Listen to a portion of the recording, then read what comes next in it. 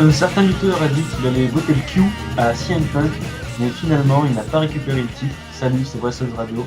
Et nous allons bien évidemment parler de Night of Champions avec mes acolytes de toujours. C'est Verpadoro qui est là ce soir avec moi. Salut Verpa. Salut Gus. Vincent est là aussi. Gus, t'as reçu une intro, fais un croix dans le calendrier. Oui, c'est la deuxième de suite. Tifo et Toilette, Sébastien. Bonjour tout le monde. MP est là. Salut à tous. Broustier également. Salut tout le monde, bonsoir, bonjour. Alors je ne sais pas si Tifo est revenu. Tifo est là, bonsoir Tifo, bonsoir à moi-même, bonsoir. Je suis là, je suis revenu des toilettes, j'ai fait une très bonne... Enfin voilà. C'est un caca ou un gros pipi? C'était un gros pipi. Et Kevin, notre ami Kevin, est de retour, mais sur le chat, parce qu'il a encore des problèmes de micro, le pauvre. Et il nous dit hello. Allez, c'est parti, on va bien évidemment donc parler de Night of Champions avec tout ce beau monde. Nous vous donnerons la parole également. Nous avons choisi 3 réactions que nous avons reçues sur Facebook.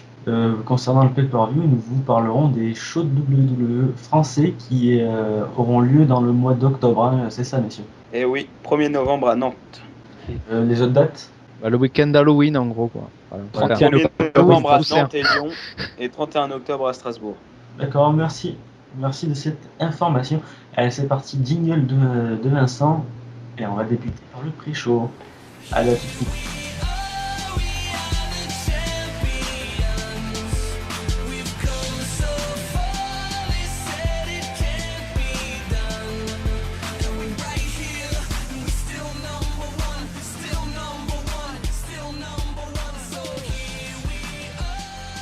Oh radio, tell me everything you know. Merci pour cette transition, Tifo, parce que le pré-show concerne Zack Ryder. Il a remporté cette bataille royale qui était prévue être challenger titre US. Le match a duré 5 minutes et 43 secondes. Alors attention, il a battu Slater, Michael McGillicuddy, Ted DiBiase qui faisait son tour, Primo, Jinder Mahal, Epico, Justin Gabriel, Tyson Kidd, Brodus Clay, JTD, Drew McIntyre, Santino Marella, Titus O'Neil, Darren Young et Tensai, qui était accompagné de Sakamoto comme d'habitude. Alors messieurs, bon pré-show, ça faisait longtemps qu'on n'avait pas eu un pré-show aussi intéressant sur YouTube, ça fait plaisir. Qui l'a vu? Moi, je l'ai vu. Donc Verpa, Vincent, Sébastien l'a vu en live avec moi. Est-ce qu'MP l'a vu? Non, je l'ai pas vu, non. Moi non plus. D'accord, ben allez, c'est parti. Vincent, tiens, ton avis sur le pré-show? C'est la deuxième fois qu'on a une bonne bataille royale, je trouve. Je sais plus quand c'était la dernière fois. C'est pas la bataille royale pour Over the Limit, je crois, avec Christian qui gagne. Ça fait 2 fois qu'on a une bonne bataille royale. Alors, la bataille royale, c'était l'opener du pay-per-view Over the Limit. Ouais, avec Christian qui gagne et qui fait son retour. Donc j'avais raison. Et en plus, il y a eu des bonnes petites séquences. Je trouve que la fin était pas con, enfin elle était pas non plus exceptionnelle, mais je trouve que c'était bien fait. N'empêche, Ted DiBiase, le retour de merde. Ah ben attends, j'ai jamais vu pire retour que ça. Le mec il revient. Normalement, ça aurait été le moment parfait pour le montrer un petit peu. Il est resté 1 minute 30 sur ring. Et encore 1 minute 30, je suis gentil. Bah, il est éliminé en 2 ou 3e. Deuxième, ouais. Deuxième. Celui avant, c'est Slater, ouais. Ouais, non, une bonne bataille royale, j'ai bien aimé. Qui d'autre l'a vu parmi vous? Moi, je l'ai vu. Ouais. T'as pensé quoi? J'étais content au début d'avoir vu le petit segment avec Slater, je trouvais que ça collait bien à son personnage et puis c'est une bonne façon de le voir. Bon, il est éliminé très très vite. Sinon, la Battle Royale est assez bien menée à la fin, on a quand même un assez bon équilibre entre Face et Heel. Bon, on pouvait penser que Tensai allait quand même remporter le match, mais le problème c'est que en face de Cesaro, on aurait vu un autre Heel. Donc évidemment, on pouvait penser logiquement que ça allait être un Face en face. Ryder, c'est pas un mauvais choix. Après Santino Marella ou voire Gabriel, voire Kidd, c'était des choix crédibles. Mais de toute façon, des candidats au match contre Cesaro, il n'y en avait pas 50 de crédibles. Mais valait mieux revoir Zack Ryder plutôt que un retour de Santino Marella, c'était pas plus mal. Oui, d'ailleurs, j'ai bien aimé la fin, un peu comme Verpa. Victoire assez impressionnante de Ryder qui se la joue vainqueur de Royal Rumble, je sais pas vous, mais il a joué sa vie limite. Hein. On aurait cru qu'il combattait pour sa vie. Bah, il a un match de championnat au bout, donc ouais, il peut légitimement laisser exposer sa joie. Au rayon des petits reproches, il y a peut-être l'élimination de Brodus Clay qui est peut-être pas très très bien amenée, c'est un peu limite. On voit que Brodus Clay il est pas hyper à l'aise avec les passages à travers les cordes, mais sinon c'était vraiment relativement bien mené. Alors on a la réaction de Kevin, il nous dit content de la victoire de Ryder, quoi qu'on dise, c'est la continuité sereine mais lente de son push. Et en plus, c'est logique puisque c'est le champion Internet, donc il gagne un match sur Internet. C'est logique Ah comme oui. ça. Pas bête. Ah, c'est vrai, oui, mine de rien. Oui, il garde sa ceinture, c'est vrai. Vu comme ça. J'allais vous proposer de passer à la suite, messieurs. Je pense que oui, peut démarrer le pay-per-view en lui-même, ouais. Allez, c'est parti. On va commencer donc ce premier match du pay-per-view par le Fatal 4-Way pour le titre intercontinental. Ça a duré 12 minutes et 5 secondes. Le match opposait Rey Mysterio, Sin Cara, Cody Rhodes et le Miz. Et le Miz a conservé son titre en effectuant le tombé sur Cody Rhodes. Bon match pour commencer le pay-per-view. Bon petit 4-Way. Je vais donner la parole à Boosty. Oui, non, pas mal, c'est vrai. Après la petite déception, j'ai trouvé Cody Rhodes la plupart du match un temps un petit peu en dessous niveau participation. Mais ce qui était pas mal, c'est que justement, quand ça s'est accéléré là sur la fin, il était là. Et c'est là que Rey Mysterio a disparu tout à la fin. Là, c'est un petit peu dommage. Mais bon, en même temps, Rey Mysterio, c'est vrai que, comme Verpa le dit souvent, c'est un de ceux qui est là pour vraiment faire le match. Et là, il l'a fait. Donc, il a eu une grande participation à Sin Cara qui va pas trop botché, ou alors j'ai pas trop fait gaffe, je suis peut-être trop Ouais, pas botché. watché, même. Et The Miz était pas mal aussi, logique vainqueur, je dirais. C'est vrai que ça le favorisait même plus qu'un contre un d'être à 4. Et vu comment ça s'est fini, là, avec cette originalité, on va dire, le masque sur la tête, il peut entamer une carrière de luchador même. Ouais, j'ai bien aimé l'association Sin Cara, Rey Mysterio durant ce combat. On a bien vu que les deux étaient à l'aise ensemble. Je sais pas si vous êtes d'accord. Ah oui, tout à fait. D'ailleurs, ils sont testés en équipe depuis 2-3 matchs et ouais, c'est plutôt efficace. D'ailleurs, ça a Ça surveillé marche ça. plutôt bien. Ouais. Je suis content de voir Sin Cara ne plus botcher. Sébastien, réaction sur le match. Oui, moi je trouvais que le combat était très agréable à suivre pour un opener, c'est bien. Ça va dans tous les sens, il y a de l'action du début à la fin. Tu as des gars comme Rey Mysterio et Sin Cara qui arrivent à faire réagir la foule à chaque fois qu'ils sont dans la ring. Donc ouais, très bon choix d'opener, résultat logique. Et certainement les prémices d'une association Rey Mysterio-Sin Cara qui se sont confirmées dans ce combat et qu'on va certainement avoir la chance de suivre dans les prochaines semaines. Bah moi j'ai trouvé que c'était un très bon match pour commencer, à part au début où j'ai trouvé le rythme assez lent. J'étais pas très emballé au début, mais au fur et à mesure le match a été crescendo et au final ça a donné un très bon match. Très content de l'opener et une victoire logique du Miz. Donc ouais, très bon match. Il y en a un qui regarde la télé derrière, c'est assez embêtant. Oui, on a Désolé, le c'est match moi, de je Arme de regarde la le match. TV, oui. Non, je regarde Lyon, Spartak, je sais pas quoi là. Je coupe, Ah, d'accord. désolé. Est-ce que tu peux baisser le son? Merci. Verpa, je sais plus si t'as donné l'avis. Non, je peux parler. Vas-y. Oui, non, concernant l'opener, je trouvais que c'était un très bon match, même pour le titre intercontinental. Voir ces 4 là, c'était plutôt une bonne chose. Rey Mysterio contre Sin Cara, bon, les petits passages qu'on a vus étaient pas trop mauvais sans que ce soit faramineux. C'était du correct bon, quoi, tout simplement, ce qu'on recherche la plupart du temps. Et j'en profiterai aussi puisque l'une des petites nouveautés de ce numéro, c'est d'avoir les réactions des fans via la page Facebook de Wrestle Radio. Vous pouvez nous laisser D'ailleurs, vos avis lors de chaque pay-per-view, et donc on passe vos avis en direct à l'antenne de Wrestle Radio. Et donc juste pour cette première, je vais reprendre l'avis de... Verpa, vous êtes de plus en plus nombreux à réagir et ça nous fait vraiment plaisir. Merci à vous de réagir autant et de réagir autant, oui, c'est ça. Hashtag Wrestles Radio. Il n'y a pas de hashtag. Non, sur Twitter. C'est pour Twitter. Et donc, pour cette première réaction, c'est un petit message de Pierre Orto sur ce match d'ouverture qui nous dit juste un petit bémol sur la performance de Sin Cara en fin de match. Donc, est-ce qu'il voulait peut-être parler d'un botch ou quelque chose comme ça? En tout cas, pour l'instant, Sin Cara, Ah, mais c'est vrai que. on a pu voir qu'il s'en est sorti de manière assez correcte sur ce match. Évidemment, c'est pas encore Rey Mysterio, bien sûr, mais il n'a pas fait d'erreur majeure sur ce combat-là. Bon, monsieur, si ça remet les pinceaux 2-3 secondes tout à la fin, mais sinon, non, ça c'est pas mal. Hein. Et la façon dont il met le masque et tout, c'est bien. Oui, j'ai bien aimé. Vincent, je sais plus si t'as donné ton avis, je me rappelle plus. Pas du Non. tout. Ah bah vas-y. Et ben moi je vous trouve assez gentil avec ce match. Alors déjà, de une pour la rivalité. Alors à la limite c'est ce qui me gêne le moins parce que on savait pas trop qui mettre, enfin la WWE savait pas trop qui mettre en challenger. Ils ont fait des petits segments avec Cody Rhodes qui faisait chier Cara avec une caricature. Il y a le Miz qui a battu Mysterio au dernier pay-per-view. Donc ils nous ont fait un truc à 4. Bon, à la limite, s'il n'y a pas trop de rivalité, c'est pas gênant. Mais par contre, le match, j'ai pas aimé. Enfin, il est pas mauvais, mais il est pas bon. Parce que j'ai trouvé qu'il y avait. Ouais, il est pas mauvais, il est ni mauvais ni bon. Bah, il est moyen. Je dirais même Mais moyen. c'est quoi qui t'a pas plu en fait? Ouais, c'est quoi qui t'a pas plu? Moi, je me suis amusé. Moi. Alors, je me suis éclaté pendant tout le pay-per-view. Moi. Je sais pas vous, mais je me suis pas ennuyé une seule seconde durant le pay-per-view. Eh ben, dis Non donc. mais Vincent, sérieux, c'est quoi qui t'a pas plu dans le match? Alors déjà, j'en ai marre de voir la prise, alors je sais plus comment on appelle ça, la tour infernale, je crois. Quand ils sont à 3 dans le coin et qu'ils font une super power bomb.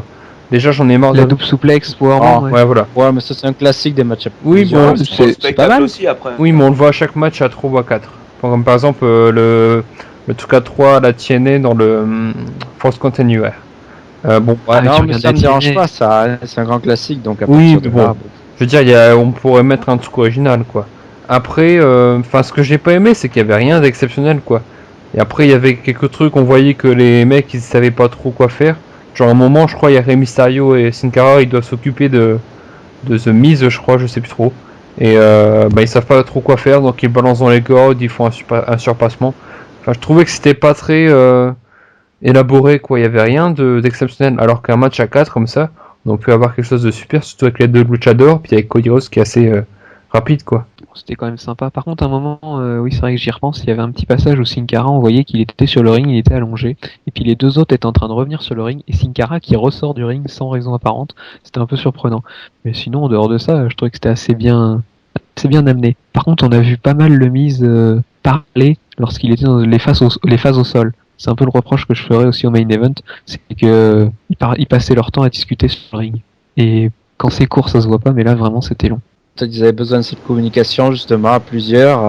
Sin Cara peut-être qu'il est pas trop habitué à ce match à plusieurs. Enfin, sur un ring comme ça, peut-être qu'il y a besoin.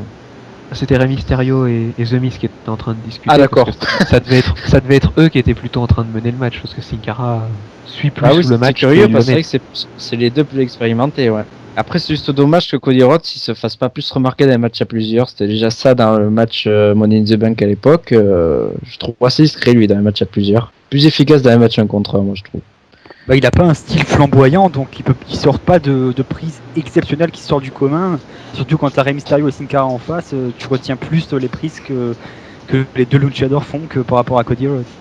Bon, ben, je vais y aller. Je vais faire ça court parce qu'on se fait un peu en long et en large dans ce match-là, puisqu'on est plusieurs et tout. Donc, je vais pointer un peu du doigt. Un truc que personne n'a remarqué encore, c'est que il y avait aussi la participation de JBL aux commentaires. Ah On oui, a oublié de mentionner.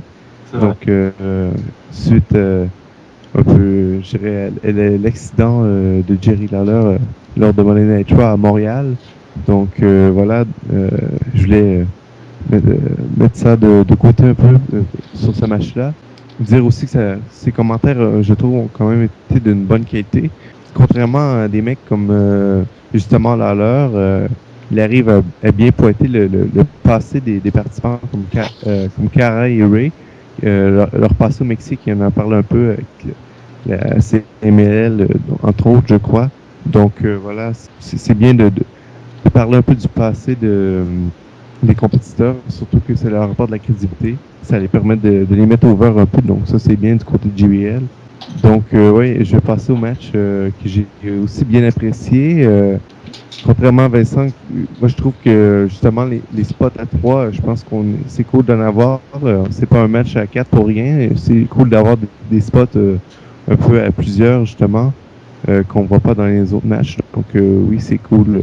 Je trouve d'avoir ce spot à 3 powerbomb suplex, je crois, dans le coin. Je ne me rappelle plus exactement comment l'appeler, mais j'espère que vous allez bien comprendre ce que j'explique. Donc voilà, je trouve que c'était un bon match avec, comme Tifo l'a dit, un bon rythme. Ça ouvrait bien la soirée, même si c'est pas un match exceptionnel, ça faisait bien son travail. Et c'est quand même un match d'une bonne durée pour le titre intercontinental. Donc, si on réussit à leur donner une bonne durée et donner des matchs d'une certaine qualité, ben, ça peut leur donner un peu de crédit, ce titre-là, qui en manque un peu comme les titres US, qui aussi en a besoin. Le tag team, la division tag team, on va en parler justement plus tard, mais ça remonte un peu en ce moment, donc ça c'est bien aussi.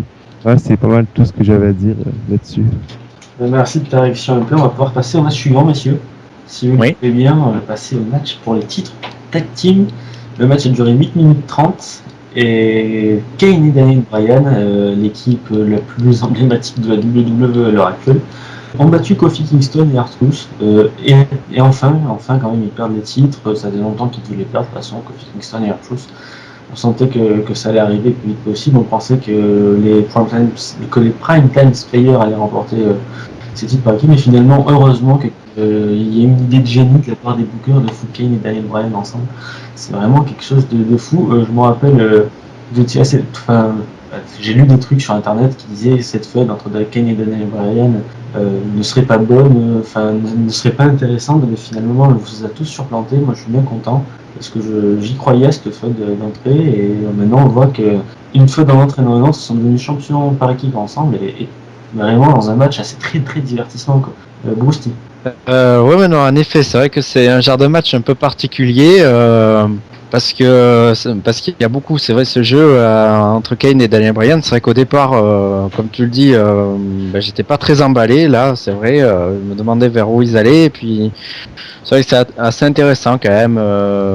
Ils vont vers quand même un genre comédie, et puis les deux ils se débrouillent bien, ils font pas mal les choses. Bon, après le match, il a un déroulement un peu trop simple, entre guillemets. Ça fait un peu penser au match qu'ils avaient contre Primetime Players pour justement être challenger. Sauf que ça a eu le déroulement inverse. C'est cette fois-ci Bryan qui avait envoyé Kane donc sur Kofi. Mais Kofi et R-Truth quand même, ils ont été champions un peu d'anonymat, j'ai trouvé. Ils n'ont pas énormément donné de visibilité, bon, malgré eux. Et donc du coup, le changement de ceinture est plutôt logique, et juste comme ça, je le dis rapidement, par avance tout à l'heure, mais ils avaient la ceinture depuis Extreme Rules comme Layla, donc c'est la coïncidence assez bizarre aussi, du changement de titre, voilà. Mais ça peut que revitaliser la suite, donc ce changement, ouais, intéressant. Parole à MP. Je suis d'accord quand même avec Brucey sur ce match-là. On a quand même un match d'une bonne qualité. Je trouvais aussi intéressant, je pense comme Brucey l'a dit aussi, c'est un peu cet angle avec Bryan et Kane, cet angle de, comment dire, de deux partenaires qui s'entendent pas. Donc voilà, c'est un peu rafraîchissant parce que je me rappelle dans mes souvenirs, peut-être qu'il y a eu un truc qui s'est passé du même genre avant, mais dans mes souvenirs, il y a eu aussi Sina Batista en 2008. Ça fait quand même déjà 4 ans. Il y a sûrement quelque chose qui ressemblait à ça, mais je veux dire, c'est un peu un cliché de la lutte, et que je trouve que c'est bien de revisiter à cette façon-là, surtout avec la façon qui interprète un peu cette situation-là avec Kane et Bryan, qui ont quand même deux histoires complètement différentes, qui ont été ramenés dans ces segments un peu d'anger management. Donc voilà, c'était bien quand même surtout avec tous ces segments, je trouve qu'on pourrait quand même dire mythiques, finalement, qui ont un peu construit ce match-là. Finalement, ils gagnent le titre les deux, et avec un peu ce segment backstage à la suite qui était très drôle aussi. Donc, même si le match était bon lui-même, c'est aussi tout ce qui est autour qui est évidemment excellent. Donc, oui, j'ai bien aimé le match, mais moi, ce que j'en retiens surtout, c'est surtout les segments autour qui sont excellents, qui font de Bryan et Kane une team un peu rafraîchissante et qui sort un peu de l'ordinaire. Donc, ça, c'est bien pour aussi ça donne un peu the Tag Team Champions. Oui, ça donne aussi du crédit à disons par équipe, je trouve. Ça redonne un peu le spotlight sur eux. Donc voilà. D'ailleurs, au prochain SmackDown ou au dernier SmackDown, je sais pas quand le podcast sortira, on fait ça le jeudi. Le main event, c'est Kane et Daniel Bryan. Donc, mise en avant des titres par équipe, j'aime beaucoup. Tifo. Ah ouais, moi, franchement, super content de cette victoire, parce que je trouve que c'est bien amené concernant Daniel Bryan et Kane. J'ai envie de dire que c'est quand même un peu what the fuck tout ça avec les segments et tout, mais au final ça donne un truc génial. Enfin, on voit du feu sortir des poubelles dans une salle avec Kane, enfin un petit déguisé avec une tête de chèvre, enfin c'est what the fuck, mais au final on voit qu'ils ont eu une superbe idée de remplacer des primetime players, et heureusement qu'ils l'ont fait. Et vraiment content qu'ils aient pris le titre. On a vu que R-Truth et Kofi, ça s'épuisait. Oui, et puis comme l'a dit Bruce T, il me semble, c'était dans l'anonymat total comme règne. Et après, oui, voilà. Après, plus grand chose à dire, hein. Le match en lui-même, c'était divertissant, mais ce que je retiendrai surtout, c'est l'acquisition des titres de Bryan et de Kane. En tout cas, j'aime bien les segments anger management et les petites disputes dans le ring, mais j'ai pas aimé le match parce que j'ai trouvé qu'au niveau du contenu, il était pas terrible. Il était assez court, je sais plus combien de minutes, 6 je crois à peu près, je sais plus. 8 minutes 30, je crois. Ouais, et je trouvais que c'était bâclé quoi. Enfin, on faisait vite passer les titres à Kane et Bryan parce que bon, Kofi et Truth, leur règne était vraiment pourri quoi. Ils défendaient leur titre à Superstars, c'est dire quoi. Et puis je sais plus qui c'est qui a marqué comme message sur Twitter que ah oui, c'est William Regal, c'est aujourd'hui qui a mis sur Twitter qu'il est déçu de Daniel Bryan parce que il voulait faire de lui tout ce qu'il n'a pas été et il fait des câlins dans le ring quoi. Bah ouais, mais bon, on lui dit ce qu'il faut faire. Hein. Ah oui, c'est le Dr Shelby qui dit alors. Et lui, il est top. Hein. Le Dr Shelby, il est vraiment top. Dr Shelby, il est top.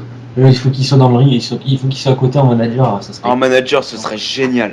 Ça serait génial. Oh ouais, c'est ça, de toute façon, à mon avis, ça va être ça. J'ai juste quelque chose, on va reparler vite fait du segment qui a eu lieu en backstage. Quand il fait I'm going to Disneyland. C'était génial. C'était génial. Je plains les enfants. Contre, oui, aussi. Par contre, le mec qui s'occupe des pyros va se faire virer. Je sais pas si vous avez remarqué le temps de latence qu'il y a eu entre le temps que Kane descende ses pas et ça faisait pas ça. Il a fait une petite erreur. Bah, si c'est pas le même, si c'est le même par contre qui avait mis le feu ou qui avait mal mis la pancarte là sur le côté du Titantron là où ça avait cramé, c'est sûr que s'il fait 2 erreurs en un mois, il va peut-être un peu mal, mais bon, si c'est une équipe, ils vont régler ça en interne. Tiens justement, Verpa sur le match. Ouais, moi, vous connaissez tous mon amour pour Kofi Kingston et R-Truth en tant qu'équipe, donc le règne est on ne peut plus anonyme, mais alors vraiment, je trouve que l'équipe des deux, vraiment ça collait tout à fait la vision dont on a des titres tag team depuis à peu près 3 ou 4 ans, c'est-à-dire que c'est l'anonymat le plus total, on met quelqu'un qui a pas... Fin 2009 quand même, on a eu quelque chose d'exceptionnel, vous étiez même... 2009 c'est peut-être un petit peu loin, non mais on va dire en gros depuis la feud qu'il y avait eu TX Jerry Show, c'est à peu près mort, mais Kofi Kingston et R-Truth ont été vraiment pas affligeants parce qu'ils ont fait le job, mais en face c'est sûr qu'il y a une équipe qui monte, qui est pas mal, qui est intéressante, qui introduit du renouveau, donc c'est plutôt vraiment une très bonne idée. Et par contre, je souhaitais encore réintervenir vis-à-vis donc des fans qui nous ont envoyé des messages sur Facebook, et donc c'est Pierre Orto qui nous a envoyé le plus de détails et qui a fait une analyse match par match pour pouvoir nous donner le plus d'informations sur son avis et qu'on puisse passer son avis à l'antenne. Et donc lui, il a trouvé que le tag team était ennuyeux avec l'histoire de Hug It Out, dit-on. Donc, pas trop d'accord. est-ce que ça vous a intéressé cette histoire de câlin moi je trouve ça excellent. Kane et moi aussi, Bryan. quand j'étais petit, je regardais les bisounours, c'est sympa, oui. Sébastien, je sais pas si t'as donné ton avis. Non, pas encore. Ben, moi, j'ai trouvé que contrairement à notre auditeur Pierre, vraiment cette histoire avec notamment les câlins, c'est vraiment du vrai bon divertissement. Et parce que dès que tu les vois sur ta télé, Kane et Daniel Bryan, tu sais qu'il va se passer un truc de drôle et t'as vraiment pas envie de zapper, t'as envie de voir ce qu'ils vont faire encore cette semaine. Et en même temps, ça permet aussi de relancer un petit peu, de porter un intérêt supplémentaire sur la division par équipe en mettant les projecteurs sur 2 des superstars qui ont le plus de réactions actuellement. Tu leur mets les ceintures par équipe, forcément l'intérêt sur la division va augmenter. Et j'ai aussi noté qu'ils ont fait un face turn apparemment qui n'était planifié par les bookers, mais surtout de la part de réactions du public. Ils étaient tellement acclamés que le turn était implicitement obligatoire en fait. Ouais, c'est peut-être un demi-turn même, parce que ces équipes un peu twinner, Kane il est toujours entre deux, et même Bryan là, il est un petit peu limite, il est pas encore complètement face. Ah oui, il est twinner, Bryan, depuis qu'il fait... C'est pas des heals complets comme le Miz, mais pour l'instant, ils sont encore un petit peu heal. Ah mais c'est vrai que le personnage de Kane, de toute façon il y aura toujours cette ambiguïté, il sera jamais totalement fait, jamais totalement heal. Sauf quand il était avec le Big Show pour WrestleMania 27 l'année dernière où il commence à faire le geste de Santino, là c'était vraiment limite, quoi. Ça collait pas du tout au personnage de Kane.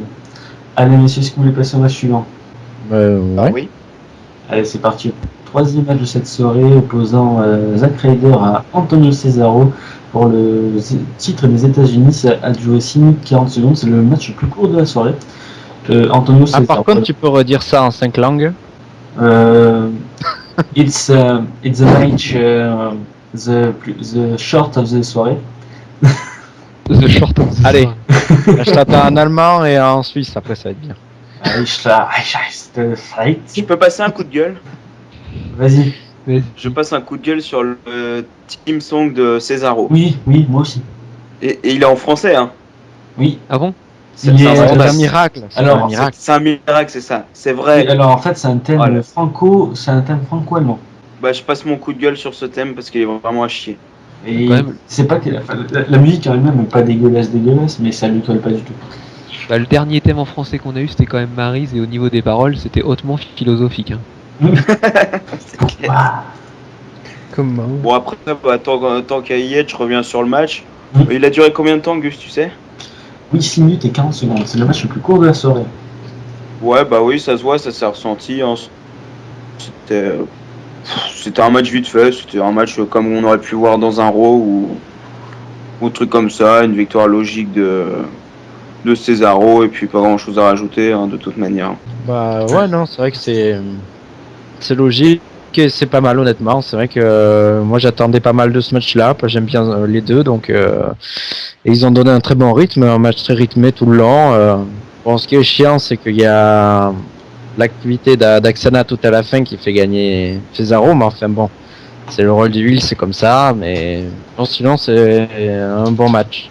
Vincent. Bah moi j'ai bien aimé ce match, contrairement au précédent.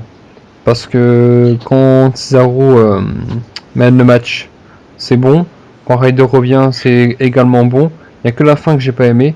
Parce que quand tu vois que Cesaro a dominé quasiment tout le match et qu'il gagne grâce à Xana, c'est pas très logique. Mais sinon, j'ai préféré ce match par exemple au match entre. Enfin, le match par équipe quoi. C'est bizarre, Vincent. T'as des goûts très bizarres. Vert pas. Le match avec Antonio Cesaro est pas mauvais. Je trouve que au niveau de son entrée, c'est pas mal. Bon, évidemment, le theme song est peut-être à revoir, mais au niveau veste, titantron et tout ça, l'arrivée sur le ring et le fait de le dire en 5 langues, c'est pas mal. Bon, puis il faut dire que pour une fois, on a un vrai gars qui parle français, quoi. Il a pas un accent, il parle quand même français assez correctement dans les mots qu'il dit. Oh, il a quand même pas un très grand accent, il se débrouille quand même très bien, même en allemand ou en anglais pour ceux qui comprennent, il se débrouille plutôt bien. Non, Oui. le match était simple, donc j'ai pas trouvé que c'était gênant. C'était un match pour le titre US peut-être assez bas de gamme pour ce titre-là. Mais en ce moment, on peut pas en demander beaucoup plus. Antonio Cesaro, c'est quand même un nouveau venu, hein, il est quand même pas là depuis très longtemps. Et donc pour revenir toujours aux auditeurs, on a un petit avis sur Antonio Cesaro, toujours de Pierre Orto, mais après on va voir bientôt les autres avis qui se sont plus concentrés sur les gros matchs. Et donc Pierre Orto qui nous dit directement, cash, sur ce match Antonio Cesaro, je zappe le match en dormant. Oh, Je suis pas d'accord. Il regrette Ah, encore ouais. le titre US de Santino Marella. Hein? Oh là là. Ah, c'est un avis qui Bon après oui, bon après c'est les avis des fans qui n'aiment pas ce catch venu de l'Indie peut-être. Hein. Ouais. Oui, Admettons, alors, hein. juste dire quelque chose avant. On a eu quelque chose. Bon, je vais vous spoiler. Ceux qui n'ont pas vu SmackDown, enfin qui veulent pas avoir de spoiler concernant le show, faut juste couper le son. Est-ce que c'est bon, tout le monde a coupé le son? Apparemment oui. Parce que bon, apparemment c'était l'avant-dernière fois où l'on voyait Axiana accompagné d'Antonio Cesaro, puisque apparemment après le match de SmackDown, de SmackDown qui va arriver, là, apparemment il dit c'est terminé. Alors je sais pas s'il va le dire en français, mais Antonio Cesaro, Si, il l'a dit oui, dans les 5 langues, ouais, donc il en dit en français. c'est cool. Ça c'est cool. Ben voilà, c'est une bonne nouvelle aussi. Oh, ben ça oui, parce que ça signe à la fin d'Axana, je vois pas comment elle peut être utilisée après. Elle va retourner dans les bordels de Bulgarie. Elle est pas vulgaire, elle est lituanienne. Bah je m'en fous. Il y en a un qui Mais, est aussi. La pute de l'Est, comme dirait Brusty. Ouais, voilà. The ski for Mais à the West. l'antenne, je sais pas. Oui, c'est ça, voilà. J'avais envoyé un tweet comme ça. C'est une émission PG. Oui, allez MP qui souhaite réagir au propos de Vincent. Ouais, ben, j'avais pas trop compris pourquoi tu disais que l'intervention professionnelle n'était pas très méritée. Je sais pas si on veut, mais enfin, moi je trouve qu'un heal qui gagne après une intervention, c'est toujours logique d'une façon, mais bon. Ah, moi j'aime Euh, bien les heals qui savent gagner sans tricher, tout simplement. Après je dis pas non plus qu'ils doivent tout le temps gagner normalement, mais là j'avais l'impression qu'il n'y avait pas besoin dans ce match-là, c'est tout. Ben, ça y fait une bonne hit contre Eder qui est assez apprécié du public, surtout avec son show et tout sur YouTube, comme on l'a sûrement mentionné pendant plusieurs shows cette année, mais voilà, pour moi ça coulait de source. C'était très facilement disons je le prévoyais que ça allait arriver dans ce match-là. Bon, sinon Pierre pas vu que je parle de la ROH, donc je vais parler de la ROH. Ben, je vais mettre la vidéo sur Facebook tant qu'à y être. Je vais faire un petit post pour pas retourner au dernier match. Donc ce match-ci, ouais ben je comprends pas aussi Verpin qui a dit que c'est un match un peu bas de gamme pour le TQS parce que TQS avec le règne des Sentinels, on n'avait pas vraiment des très bons matchs. Surtout ils défendaient presque jamais la ceinture. Donc ça c'est bien d'avoir ça fait dans le fond 2 pay-per-view de suite qui défendent la ceinture. Donc, ça serait presque bien s'ils pourraient quasiment le défendre à chaque pay-per-view et avoir un temps d'expression quand même correct comme celui-là. Donc ouais, j'ai bien aimé, mais c'était pas encore une fois un match extraordinaire, mais ça allait quand même dans ce pay-per-view qui est jusqu'à maintenant agréable et comme on va pouvoir, je l'espère voir avec les notes de la fin, ça s'est continué pendant ce pay-per-view qui a été, ma foi, je pense, une surprise, comme Gus l'a aussi remarqué, qu'il a aussi très bien aimé ce pay-per-view, mais on en parlera plus tard. Et qui fait ce perdu. Sébastien pour finir.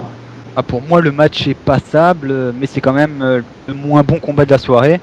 Je crois vraiment que, surtout que le personnage de Cesaro ne fonctionne pas. Hein. Je crois que le public. Axana non plus, mais je sais pas, il y a quelque chose dans ce personnage qui fait que le public n'adhère pas. Et... Son theme song, ouais, carrément. Ouais, ça son theme song, c'est ça, j'ai fait un top 10, je sais pas si vous l'avez lu ou quoi, j'ai fait un top 10 sur les theme songs, sur les theme songs bidesques, et Cesaro, je crois que je l'ai foutu 4ème, c'est pas pour rien. Hein. Et ce qui est dommage pourtant, c'est que il est pas mauvais dans le ring, hein, le garçon, mais c'est son personnage qui cloche, et c'est également un match qui ne bénéficie d'aucune construction, et donc je pense que ça se ressent dans l'intérêt que j'ai pu porter au combat, c'est-à-dire qu'il était très faible. Et la victoire en elle-même est logique, mais je pense que le règne ne va pas durer bien longtemps parce que ça ne fonctionne pas tout simplement Cesaro. Il y a quand même un super envoi en l'air qui finit en manchette à l'européenne. Oui. C'est un peu le style ROH, mais c'était son finish à l'ROH, c'était quand même un de ses finishes à l'ROH, c'était quand même très bon, je trouvais, même dans un ring de WWE, c'est peut-être pas facile à placer vis-à-vis des contraintes prises sont aussi puissantes qu'en indie, parce qu'il faut pas blesser, évidemment, il catch tous les jours, donc faut peut-être y aller quand même moins fort que sur la scène indépendante où chacun essaye de remplir son petit porte-monnaie personnel. Ouais, il le fait quand même, hein, je le fais assez souvent même. Hein. Je crois que c'est le Simpris qui fait partie de son répertoire à Cesaro, et à chaque fois qu'on la voit, bon, je les fais pas tous les matchs non plus, mais à chaque fois qu'on la voit, c'est quand même assez impressionnant. Moi, la première fois que j'ai vu ça, c'était lors de son premier match contre Mike Dalton à la FCW, j'ai fait oh, qu'est-ce qu'il fait? Alors, l'avis de Kevin, peu de choses à dire, vu son niveau, je trouve son titre justifié, mais bon, il n'a pas un charisme de dingue, pardon, mais c'est sa gimmick qui... Voilà. Ah oui, non, pas sinon, il a quand même du charisme, honnêtement. Hein. Non, il est charismatique, le bonhomme, ça c'est clair. Allez, c'est parti, on va pouvoir passer au match suivant, messieurs. Le second match le plus long de la soirée, ça a duré 18 minutes et 24 secondes. C'était entre Randy Orton et Dolph Ziggler, et là aussi, quel combat, quoi. Quel combat et surtout quel finish, quel RKO de Orton qui est allé le placer d'une façon extraordinaire. Et c'est le seul match qui ne comptait pas pour un titre dans la soirée, si je ne m'abuse. Avec le match, avec le pré-show. Ah, voilà, mais je veux dire, dans le show, c'était le seul qui comptait pas pour une ceinture. C'est le seul, ouais. Et on n'a pas vu Ryback quand même. Hein. On aurait pu l'avoir en match en dehors du titre. Non, je pense pas. Non, mais non, il était déjà pas à SummerSlam, donc là, à mon avis, on va attendre qu'il ait du vrai feu dans une foot dans un pay-per-view. Ça pourrait arriver dès l'Innocent d'ailleurs. Revenons sur le sujet, on va donner la parole à Sébastien. Ben, pour moi, c'est le 12e meilleur match de la soirée, avec, comme tu l'as dit il y a quelques instants, l'exceptionnel finish, le RKO là qui était magnifique. Mais à part ça, c'est encore une fois une défaite de Ziggler en pay-per-view et ça commence à m'ennuyer un petit peu, surtout qu'il est censé être Mr. Money in the Bank et là il enchaîne les défaites un petit peu et surtout contre quelqu'un qui va partir apparemment dans les prochaines semaines pour tourner un film. C'est à peu près la même situation qu'à SummerSlam où Chris Jericho allait partir et pourtant il a quand même remporté le combat. Donc je trouve ça un petit peu étrange de faire perdre Ziggler tellement de fois, mais bon, il deviendra champion du monde. Est-ce que ces multiples défaites pourraient amener un face turn? Ah, c'est possible qu'il fasse un face turn. On l'a jamais vu dans cette situation, mais je crois qu'actuellement. Je sais qu'ils l'ont déjà essayé plusieurs fois en face turn en no show, et apparemment ça fonctionnerait bien. Et ça fonctionne déjà actuellement, hein, j'ai envie de dire, parce que le public le supporte presque à chaque fois qu'il est dans le ring. Ouais, c'est pour ça d'ailleurs un face turn de Ziggler, ça serait très très intéressant. Et s'il vous plaît, faites revenir Orton en heel, il en a besoin pour sa carrière, parce que sinon, en fait, il est complètement fade. Par contre, je vais donner la parole à Tifo. Ouais, bah c'était un bon match. Enfin, j'ai pas été plus emballé que ça parce que ouais, comme tu dis, Orton en face déjà à la base il me gave, donc j'arrive pas à être enthousiasmé par un match d'Orton. Même si je dois avouer que c'était au final quand même un très bon match. Les deux, l'alchimie entre les deux était bonne. Mais ce que j'ai vachement retenu, moi, c'est le pétage de plomb d'Orton qui nous sort un doigt Oui. en plein milieu du match là. Je sais pas ce qu'il lui a pris au gars, mais Et il veut tourner heel. C'est simple, il veut tourner heel, il lui montre. Ouais, il le montre, mais c'est dingue quand même comment il pète un câble comme ça, quoi. Après, est-ce que c'est vraiment la raison et tout, enfin. Il est un peu dérangé, tu sais, le bonhomme entend des voix dans sa tête. Ouais. Et on a aussi pu entendre Orton dire pendant le combat à un caméraman watch the fuck out, qu'il n'aurait pas eu le droit de dire en temps réel vu que c'est pitchy. Mais faut qu'il commence à faire gaffe quand même, le bonhomme, parce qu'il a déjà été suspendu 2 fois. Enfin, je pense pas qu'il soit intouchable quand même. Si, il est intouchable. Ouais, je sais pas. Ils diront pas, mais il fait vendre. Il fait vendre, je peux pas le dire. Vincent. Ouais, le match est bon. Et vous avez pas parlé, je crois, du RKO de fin parce qu'il était très bon. Hein. Si, je l'ai dit, c'est le dernier truc que j'ai dit, c'était le RKO final était vraiment très impressionnant et candidat à la prise de l'année. Ouais, bah un peu à la manière de Cesaro, il balance et hop, tiens, je te rattrape. Je le RKOise la tête. Ouais. Non, ouais, c'était très bien, puis en plus très bien vendu par Ziggler, comme d'habitude, j'ai envie de dire. Ouais, non, Ziggler, un très bon match des deux.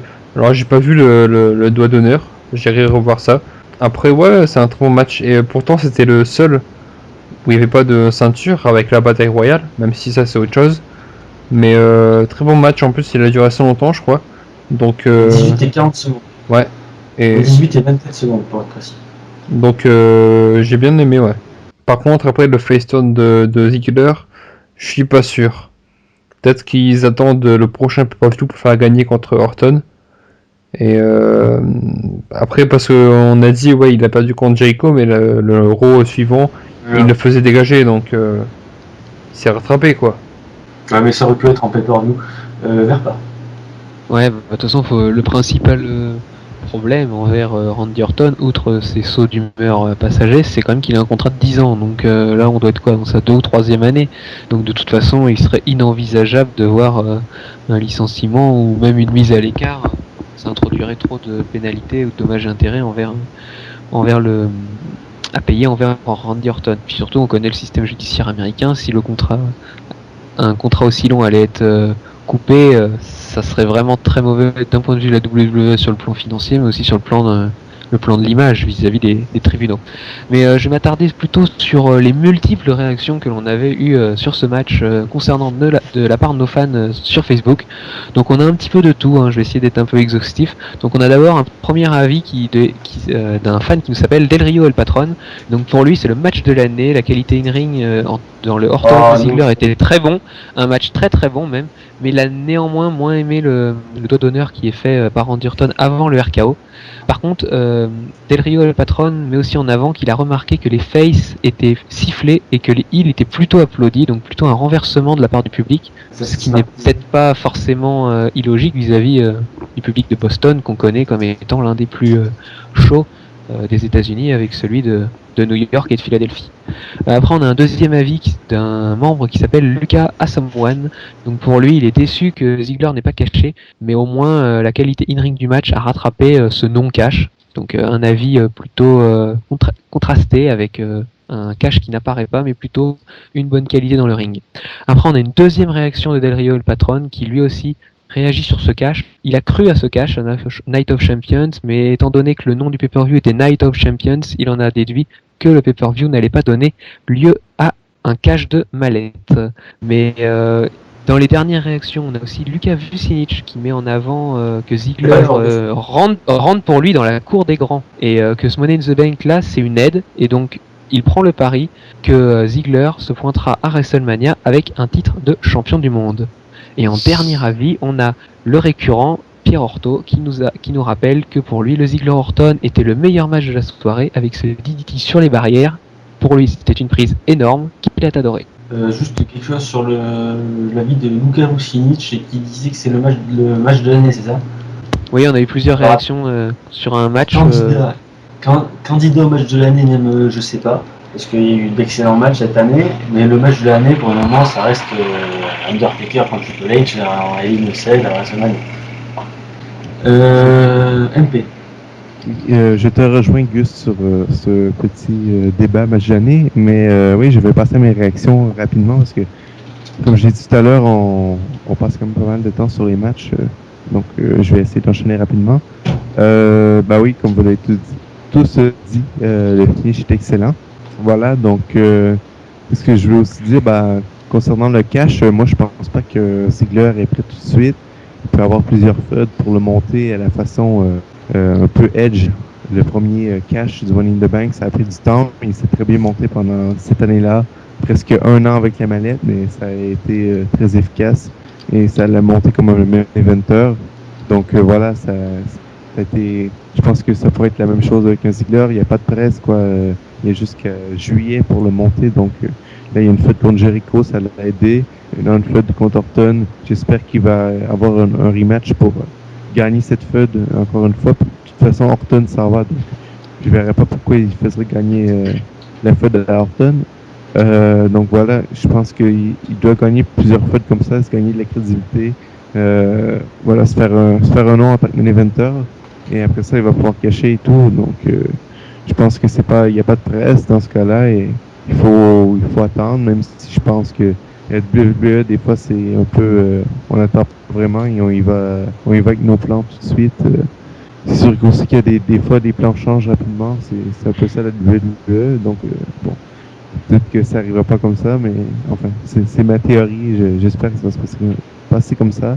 Sinon, le match en tant que tel, oui, même si c'est pas pour moi le match de l'année, c'était un très grand match, ça on peut le dire.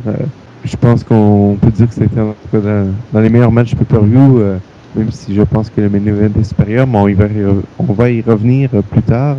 On voit que Orton et Ziggler ont une chimie quand même, ils ont eu plusieurs matchs cette année, l'année dernière, tous excellents selon moi, donc on voit vraiment qu'il y a une chimie entre les deux, même si on ne peut pas aimer vraiment des fois la gimmick face de Orton, on ne peut qu'apprécier ses talents in ring.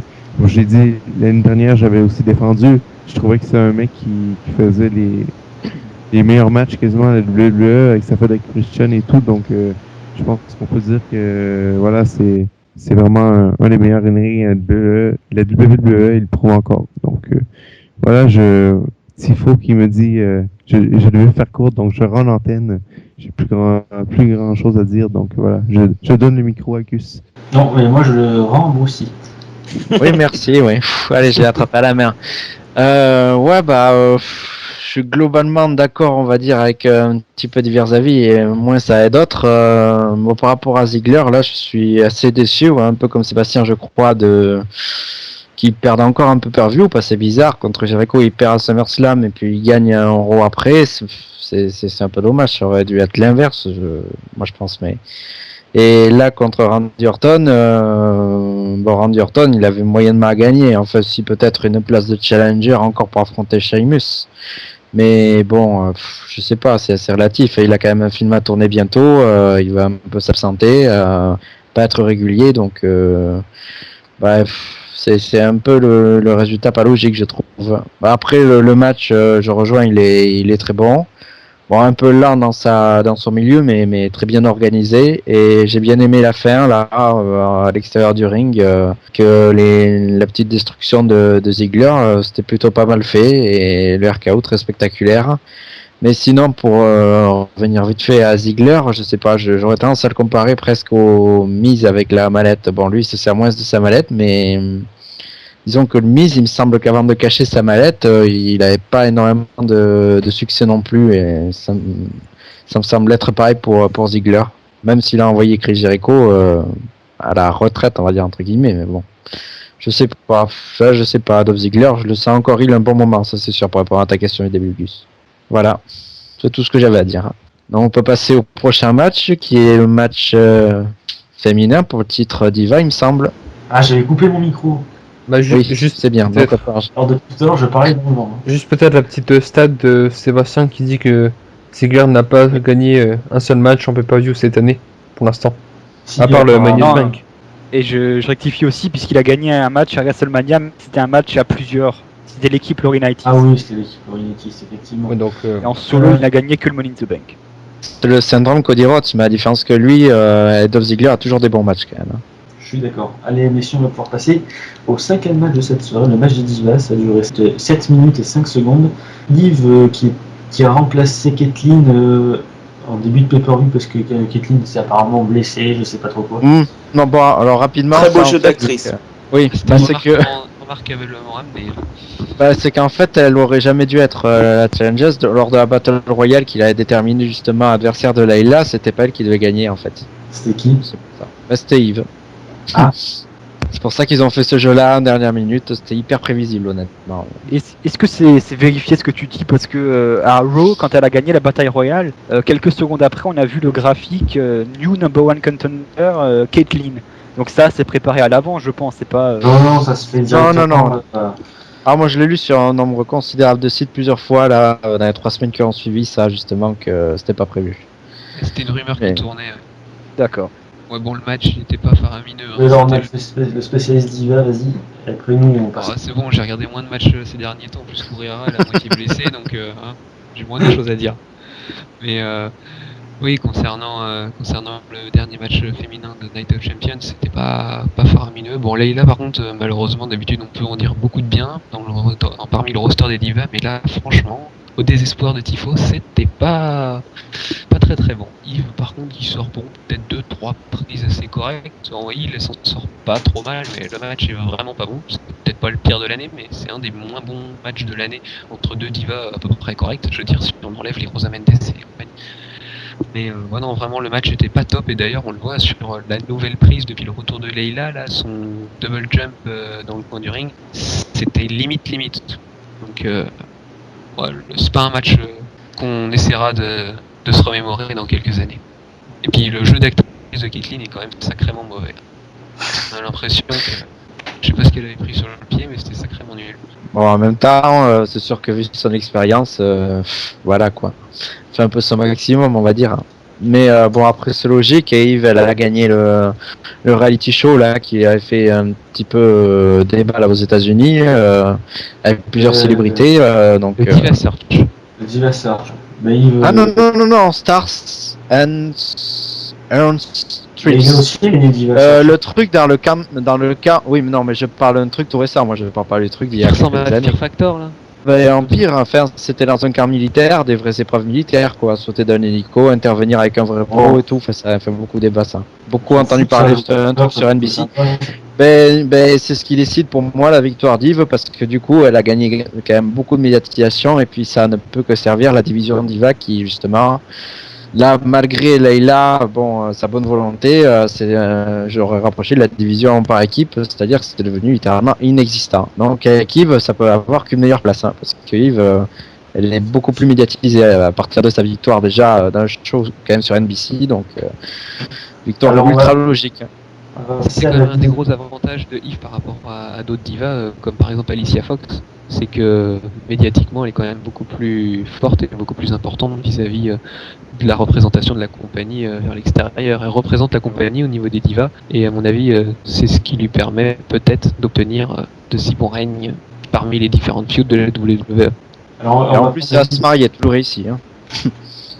Voilà, moi je te laisse parler, Guy, vas-y. On va essayer la vie de Tifo, on va passer au match suivant parce que j'ai pas trop envie de m'attarder sur les divas. Moi, je veux juste dire c'est un scandale, voilà. Voilà. Qui a gagné dans les pronostics pour donner la couleur de la tenue de Caitlyn? Personne. Tout le monde C'était a tout noir, hein, mais bon. Tout le monde a eu le point parce qu'elle a pas pris le match. Elle a pris un grand match. Allez, c'est parti, on va pouvoir passer au 6e match de cette soirée entre Sheamus et Alberto Del Rio. Alberto Del Rio avait deux managers pour le coup, Ricardo Rodriguez, bien évidemment, et David Otunga. C'est pour le World Heavyweight Champion, ça a duré 14 minutes et 25 secondes et Sheamus l'a emporté grâce au Brogue Kick qui avait été une fois de plus débanni par Booker T juste avant le combat. Bon, on s'y attendait à ce que Booker T arrive et dise que ouais, le Brogue Kick en fait il est pas banni, il est autorisé. Bon, moi j'attendais un petit peu. Sheamus a conservé ce titre assez logiquement, même si son règne n'est pas terrible, quoi. Je m'ennuie un peu dans son règne.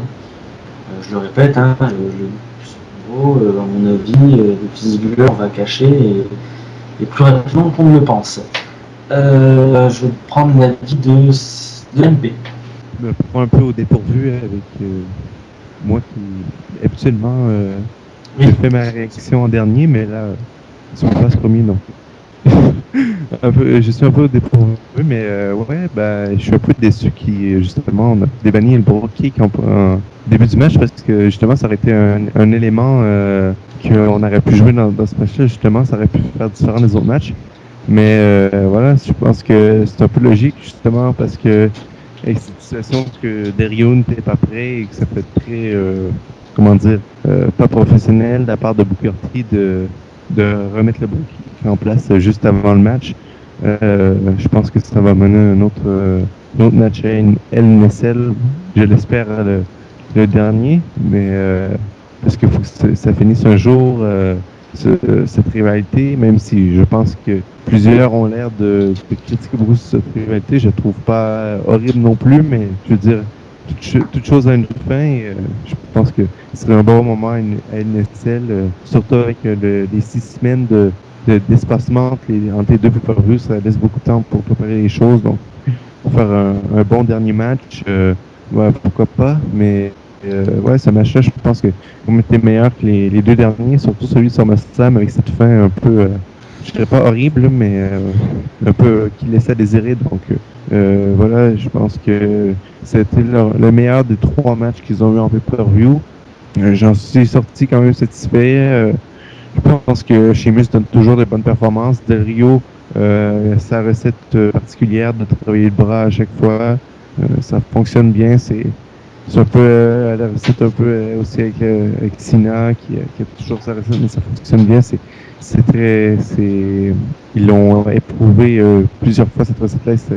On voit que ça fonctionne. Donc c'est un match qui était sympathique et qui faisait aussi qui continuait cette lignée de bons matchs dans ce pay-per-view et on va ensuite passer au main event plus tard.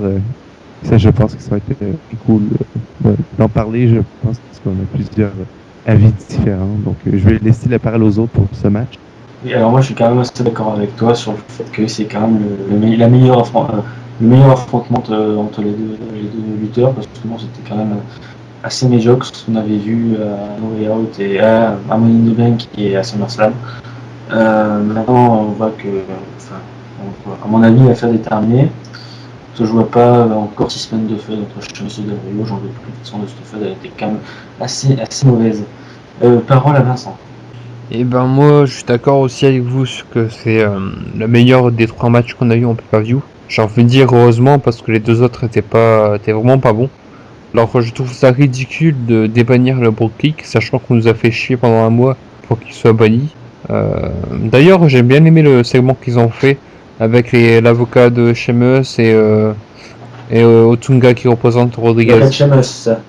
Ouais, le truc segment, la tournée que Sheamus donne un bro kick dans la caméra. Bref. Non, moi, je trouve ça ridicule. La rivalité me fait chier et malheureusement, je vois un Hell in a Cell pour finir arriver à la rivalité parce que je vois pas Ziggler affronter Sheamus à Hell in a Cell. Pour débuter une rivalité, c'est pas terrible. T'as aimé quelque chose dans le pay-per-view? Oui, oui, j'ai aimé le Orton Ziggler, le main event et le match US. Tu peux plus dire que t'aurais aimé le match de Diva, hein, ça aurait été cohérent avec ce que tu dis depuis tout à l'heure. Ah non. Donc maintenant on va passer aux réactions des différents fans qui nous ont envoyé leurs avis par Facebook à l'adresse Wrestles Radio sur la page Wrestles Radio de Facebook. N'hésitez pas à nous envoyer vos prochaines réactions pour les prochains pay-per-view. Et on commence tout de suite sur les réactions sur le dernier match de Sheamus. Pour Lucas Assom, le règne de Sheamus est pour lui ennuyant, mais heureusement le main event remonte quelque peu sa déception sur ce match. On a plutôt Lucas Vucinic qui veut revenir sur l'utilisation du Pro Kick. Pour lui, le débannissement du Pro Kick par Booker T va donner une suite, une feud entre les deux, et donc on n'est pas prêt de voir la fin entre la feud de Del Rio et de Sheamus, avec pourquoi pas un match lors de Hell in a Cell. On sait que Del Rio s'en sort plutôt bien en Hell in a Cell, Sheamus s'en passe de devenir un spécialiste, donc ça peut vraiment être un bon match. On a aussi d'autres réactions, notamment Pierre Orto qui est d'accord avec Del Rio et le patron, donc sur le match, pas sur le match, sur l'histoire du débannissement du Pro Kick. Et donc, pour l'instant, les fans qui nous ont envoyé leurs réactions ne sont pas particulièrement enthousiastes vis-à-vis de l'histoire sur le bannissement du Pro Kick. Bah, je comprends, hein, franchement. Hein. Enfin, je comprends vraiment parce que on nous fait toute une histoire avec, comme le disait Vincent là, tout à l'heure, un segment même avec des avocats. Revenir David Otunga là avec son café. Même Christian qui participe aussi un petit peu. Enfin voilà, pour rien du tout quoi. À l'arrivée, c'est un peu n'importe quoi. Pour moi, c'est une nullité complète là, cette rivalité, sans aucune imagination. Bon, moi, j'ai pas vu SummerSlam, j'ai vu No Way Out. Bon, pour moi, j'y vois pas vraiment d'innovation dans le combat. Bon, donc voilà. À partir de là, bah, je suis très très déçu parce que bah, j'aime bien ces deux-là, mais bon, ensemble, il n'y a pas vraiment de grains supplémentaires, je dirais, dans un match. Alors, et puis en plus, quand tu mets pas le coup de folie du Bro Kick qui ne peut pas être utilisé, alors là, c'est sûr que là, t'as tout gagné, quoi. Niveau imagination, c'est 0, quoi. Bon, enfin, voilà. Bon, moi non plus, j'ai pas trop apprécié, quoi. Ah bah moi c'est un petit peu l'inverse, ne me demandez pas pourquoi, mais je trouve que c'est le meilleur affrontement des 3 derniers pay-per-view qu'ils ont eu entre Sheamus et Alberto Del Rio, c'est celui-là que j'ai préféré. Je suis incapable de vous dire pourquoi, mais j'étais un petit peu dans l'action tout au long du combat, et moi ça m'a plu.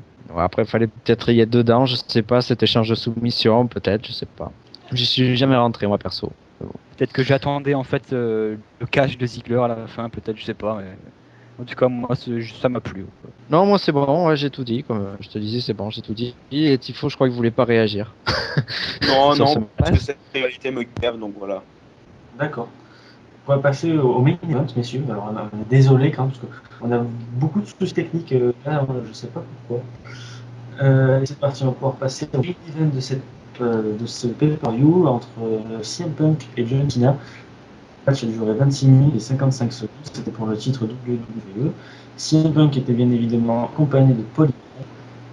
Et comme l'année dernière, ça nous a sorti un match de folie. Les contre Cena sont toujours excellents au pay-per-view, je suis désolé, je le maintiens. Vraiment candidat au match de l'année. Vraiment du suspense, franchement, donc du suspense. Il aurait pu tout arriver dans ce match. Hein. CM Punk qui sort un Robotom, c'était bien vu, pour la fête qui apparemment prépare aussi à Rock, et pour la fête qui est aussi à Rock, j'ai trouvé ça plutôt cool. Cette avalanche de finishers en fin de match, moi j'ai kiffé personnellement. C'est quelque chose qu'on voit pas souvent, et une fois de temps en temps, ça fait pas de mal. Moi je me suis vraiment régalé durant ce combat, et il n'y a quasiment pas une seconde à acheter, quoi. Parole. À Tifo. Ouais, bah honnêtement, je te rejoins en général. Bon, il y a juste au début où ça a mis un petit peu de temps à se mettre en place, on va dire. Mais au final, on a un très bon match. Moi aussi, j'ai adoré le coup de tous les finishers et tout. On a vu ça la dernière fois, c'était à WrestleMania pour Undertaker Triple H, il me semble. Mais là, oui, c'était vraiment intelligent de faire ça. Moi, j'ai bien aimé. Et le petit clin d'œil au Rock avec le Rock Bottom qui a été très très bien porté par CM Punk, j'ai trouvé. Il a belle intensité, pardon. Respect aussi à Cena qui a lutté quasiment tout le match avec une entorse à la cheville. Et Oui, bah, franchement, respect parce que ça s'est pas vu du tout, quoi. Et Cena qui nous sort même un topé suicidaire pendant le combat, quoi. C'est juste énorme. bah oui, aussi, carrément. Après, le seul bémol que je mettrais à ce match pour le candidat au match de l'année, ce serait la fin. Je trouve que ça Non, se parce que finit bon, le mal. match il est quand même intense. Ouais, c'est clair, mais la fin m'a pas emballé. Je trouve que conclure un match, un très bon match comme ça là-dessus, ça m'a un peu dérangé. Mais par contre, j'ai vraiment cru que Cena avait remporté le titre à la base. Oui, J'avais pas le coup des épaules de Cena arrivé au sol, j'avais pas vu. Et après, bah, j'étais content au final de voir que Punk avait conservé. Donc, ouais, bah, très, très bon match. Juste un petit peu déçu sur la fin, quoi. Oui, je vais enchaîner sur ce match-là qui est quand même un très bon match. Je pense que tout le monde peut le dire. Euh, je vous rejoins quant à la fin et que cette vague de finishers qui, une fois, était également très bonne de mon côté. J'ai trouvé parfois qu'un match a une vague de finishers comme ça, c'est un peu, comment dire, tu peux décrocher un peu du match quand il y en a trop, justement. C'est justement ça, des fois, mon problème avec la ROH. Justement, quand je regardais un de leurs shows cette année, je crois que c'était l'Anniversary Show, mais je me rappelle plus au combienième anniversaire ils sont, je crois, au 10e anniversaire. Donc, il y avait un tag team match pour finir. Donc, voilà, c'était. Il y avait aussi une grosse vague de finishers comme ça. Et ça finissait plus, je crois, comme 45 minutes de match avec dernier 10 minutes de finisher, donc, ou même plus. Donc voilà, ça finissait plus. Mais là, dans ce match-là, je pense que ça a été bien fait avec une bonne utilisation de toute la palette des moves, sauf le moonsault qui est un peu raté à la fin par CM Punk. Mais en général, je pense que ça a bien été de ce côté-là. Je répète aussi les propos de Tifo. Du respect pour John Cena aussi. Quant à sa blessure, il continue quand même le match. Et il y a aussi la règle un peu euh, dans, dans cette discipline que tu ne peux pas quitter ton match même si tu es blessé. Mais on peut se rappeler, par exemple, Triple H qui s'est fait une blessure au quadriceps dans un tag team match à Raw en 2001, qui était en équipe Stone Cold Steve Austin contre Jericho et Benoit. Et les derniers 5 minutes, ils ont fait carrément blesser au quadriceps. Et, il y avait même Jericho qui a fait le Wars of Jericho pendant que Triple H s'est blessé au quadriceps. Donc, c'est un peu une règle dans la lutte, justement, de toujours finir son match. Et John Cena, qui s'est quand même blessé très tôt, a continué son match au complet. Donc, ça, c'est vraiment chapeau à lui. Et en plus, ça fait Raw le lendemain, donc c'est quand même quelque chose de ce côté-là.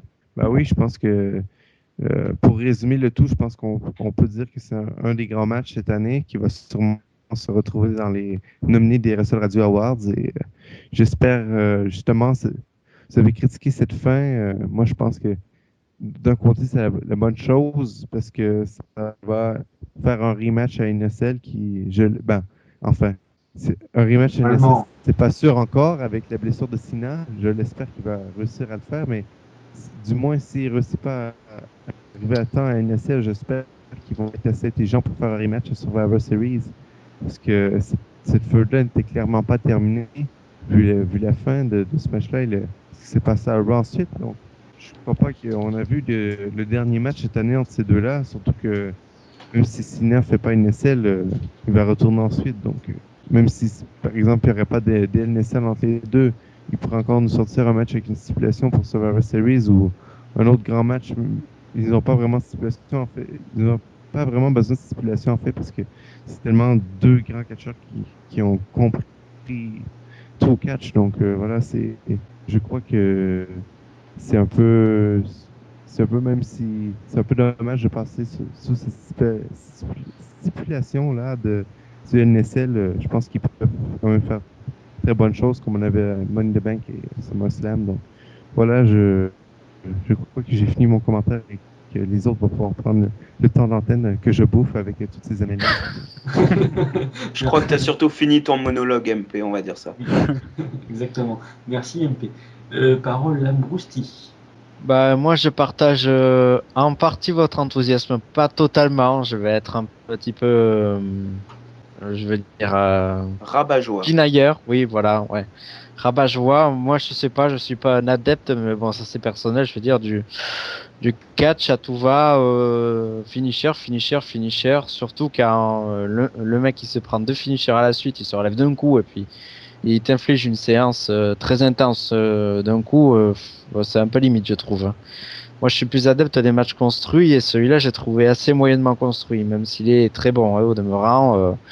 Une séquence de CM Punk d'habitude qui a tendance à rater l'elbow drop. Là, ce coup-ci, la séquence était très très bonne. Voilà, après le match reste bon, mais pour moi, c'est en deçà de leur prestation, par exemple l'année dernière à Money in the Bank. Là, pour comparer, par exemple, un match Sam, c'est vrai qu'ils font du bon spectacle, mais c'était pas le niveau de l'année dernière. Non, mais moi je disais tout à l'heure, j'ai pas dit que c'était le match de l'année. Même si bon, hein, ça tient quand même le niveau. Attention, je dis ça. Oui, non, mais c'est sûr que c'est bon un des matchs marquants de l'année à WWE. J'ai dit candidat au match de l'année, ça veut pas forcément dire match de l'année. C'est pas pour moi le match de l'année, c'est un des meilleurs matchs, oui. Le match de l'année, c'est Triple H Taker pour moi. Oui, bon après, c'est vrai que là, je dis certains défauts, mais pour moi, ça reste le meilleur match du pay-per-view. Il y a pas de Ah problème. oui, ça c'est clair. De tenir une telle longueur, 27 minutes. 26 minutes et 55 secondes. Oui, voilà, ouais, non, mais c'est quand même balèze. Et puis Sina qui arrive à toujours surprendre avec un nouveau move ces temps-ci, c'est. Ah oui, c'est ça que je voulais rajouter. Après, il a fait un signe au public. Il a fait un signe 6 à la main. Je sais pas si vous avez compris le truc. Non. En fait, il a fait un 6 au public, comme quoi maintenant il avait un nouveau move. Et au lieu de 5, il est passé à 6. Ah d'accord, ah oui, non mais c'est vrai que lui, il adore ironiser sur ça. C'est vrai qu'il joue beaucoup avec ça de toute façon. Bon, il est habitué à être controversé depuis le temps. Donc. Il est habitué, mais dans le match, ça m'a beaucoup fait rire en tout cas. Ah, c'est vrai que c'était connu, le dropkick c'était le 5e, donc là c'est le 6e, le top suicida. Ouais. Ouais, mais j'étais sur le cul quand il a fait ça. Non, mais c'est vrai qu'il y avait pas mal de bravoure, oui, de John Cena, d'autant qu'on apprend que le surlendemain, il se fait quand même opérer au coude et qu'il en a pour 6 à 8 semaines, donc ça veut dire qu'il était quand même un petit peu blessé aussi au coude au départ, il me semble. Donc, et quand même, le match était physique, il était quand même engagé. Hein. Donc c'était pas mal. Enfin, il y avait quand même une séquence à l'extérieur avec la famille de John Cena qui était très proche, par exemple. Ça, c'était assez physique dans ce coin-là, donc c'était pas mal, il y a eu pas mal d'engagement des deux. Après la fin, moi je la trouve hyper normale, elle est quand même assez rapprochée d'un certain Punk Bryan d'il y a pas si longtemps que ça. Elle me surprend pas du tout parce que de toute façon, CM Punk n'allait pas gagner clean et puis Cena ne pouvait pas gagner, sachant qu'il y a Hell in a Cell prochainement, donc et Night of Champions ne ferme pas les rivalités, mais bon, là, évidemment, le hasard a décidé autrement, que cette rivalité est un petit peu reportée, mais sinon, moi, la fin me choque pas, elle est hyper logique. Voilà. La parole à Vincent. Bah, je suis Brucey parce que d'ailleurs, tu m'as piqué tous mes arguments, salaud. Salaud. Parce que j'aime pas trop non plus les fins de match où tu mets plein de finishers pour faire monter l'ambiance, même si quand c'est bien construit avant, ça me gêne pas, au contraire. Mais là, j'ai trouvé que c'était pas trop judicieux. Après, je sais pas trop ce qu'il va le faire avec Polyman. Je sais pas ce que vous en pensez. Et on n'a pas non plus cité le t-shirt de John Cena. Ah oui, c'est vrai, oui, parce que pour un mois jusqu'à octobre, la WWE s'engage dans la lutte contre le cancer du sein. Donc c'est pour ça que vous voyez un nœud rose, par exemple, les cordes qui étaient roses et blanches. Et donc la nouvelle tenue de John Cena, il n'aura pas l'occasion de beaucoup la montrer malheureusement, vu sa blessure, mais c'est vrai que c'est une bonne initiative. Il va rester à la télé, non? Je sais pas, essayer d'apparaître, mais bon. C'est prévu aussi, c'est prévu. Bah, d'ailleurs là-dessus, il y a une question un petit peu bête, c'est que le cancer du sein, ça peut considérer aussi les hommes. Ça peut toucher pardon, les hommes. Alors bon, mettre un t-shirt peut-être aussi rose et aussi féminisé, c'est peut-être un petit peu spécial. Mais bon, c'est juste un petit avis.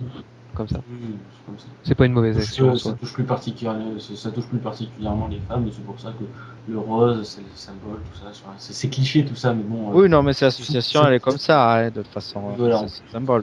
C'est le geste qui compte. Quoi. Oui, voilà, les brassards roses et tout, voilà. Parole à Sébastien. Ben, moi, j'ai pas souvenir d'avoir autant apprécié une performance de John Cena.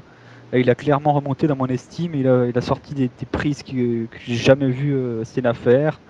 Je pense notamment au Suicide Dive qu'il a effectué sur CM Punk. Après, pour le t-shirt, comme Vincent l'a dit, ça reste un très joli message quand même si le t-shirt est un peu moins marketable à mon sens. Je vois pas les gamins se promener avec ce t-shirt-là, mais enfin, ça reste quand même un joli message de soutien. Et pour la fin du combat, ça me gêne pas plus que ça, parce qu'il fallait faire en sorte de pouvoir faire un rematch au prochain pay-per-view. Donc c'est compréhensible. N'empêche, je reviens rapidement juste sur une image qui avait un gamin, il était littéralement en larmes à la fin du match. Voilà. Ça aussi, de faire le match à domicile, parfois, ça forcément, les plus jeunes fans de John Cena ont du mal à gérer. On va passer aux réactions Facebook. Merci. Ouais, allez, c'est parti vers pas. La tienne aussi, je sais plus si tu l'as donné. Moi j'ai trouvé que c'était un combat assez correct. De toute façon, je me suis pas enflammé non plus pour ce match. Je trouvais que c'était assez simple. Non, j'aime bien Cena quand il se débrouille bien, mais par contre, j'aime moins Punk. C'est un peu moins courant, mais je suis pas un très grand fan du straight edge. Et encore pire quand il est en période heal, parce qu'en période heal, de toute façon, ça a toujours été quelque chose d'assez mauvais. La Nexus c'était mauvais, la SES c'était mauvais. Donc de toute façon, Punk, moi je le vois partout sauf en heal.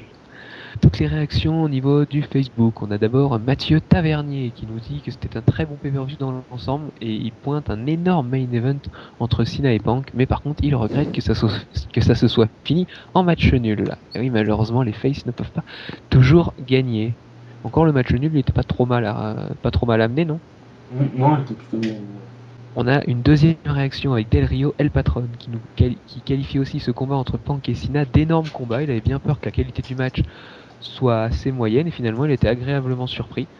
Par rapport à la feud de 2011, il trouve que ce match est encore meilleur.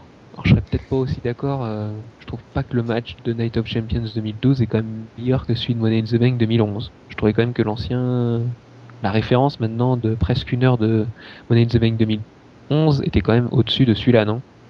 Oui, voilà, ouais, comme je disais, voilà, je suis d'accord. Tout à fait, c'est ce que je disais tout à l'heure. Ouais. Bon, par contre, également, il pointe aussi que globalement, sur ce pay-per-view-là, on a eu beaucoup de matchs qui avaient déjà été faits ces derniers mois, donc notamment le Ziggler Orton qu'on a déjà vu, le Sheamus Del Rio et le Cena Punk.